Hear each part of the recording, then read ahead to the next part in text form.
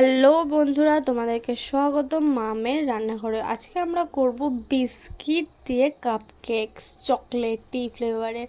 চলো দেখে নিই আগে সেটা আমরা কি করে করব। প্রথমে আমরা কয়েকটা অরিও বিস্কিট নিয়েছি, যে কোনো চকলেট বিস্কিট নেওয়া যায়, আমাদের মনে হয়েছিল তাই আমরা অরিও বিস্কিট নিয়েছিলাম। সেগুলোকে ভালো করে গুঁড়ো করে নিয়ে একটা বাটিতে আমরা ঢেলে দেবো। খুব ভালোভাবে কিন্তু গুঁড়ো না করলেও কোনো অসুবিধা হবে না আমাদের এখানে, কারণ আমরা এখানে গরম দুধ দিলেই এটা পুরো মেল্ট হয়ে যাবে, তাই জন্য কোনো অসুবিধা হবে না।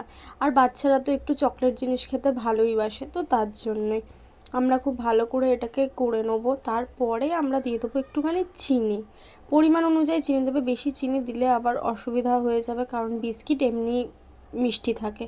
তারপরে আমরা দিয়ে দেবো বেকিং সোডা, বেকিং পাউডার। তারপরে আমরা দিয়ে দেবো একটু দুধ। সেই দুধটাকে দিয়ে আমরা ভালোভাবে কিন্তু মেল্ট করব পুরো জিনিসটাকে। খুব ভালোভাবে কিন্তু ব্যাটারটাকে গুলতে হবে আমাদের। খুব ভালোভাবে যদি ব্যাটারটাকে না গুলে তাহলে কিন্তু ঠিকঠাকভাবে হবে না সেই জিনিসটা। আর আমাদের ব্যাটারটা ওদিকে গোলা হয়ে গেছিলো বলে আমরা একটা ফ্রাইং প্যানে সেই জলটা আমরা গরম করতে বসিয়ে দিয়েছি স্ট্যান্ডটা দিয়ে। দেখতে পাচ্ছ খুব ভালোভাবে আমাদের এখানে ব্যাটারটা গুলে গেছে। তারপরে আমরা এরকম একটা ছোট্ট কাপে এই যে আমরা এই ব্যাটারটা ঢেলে দেবো।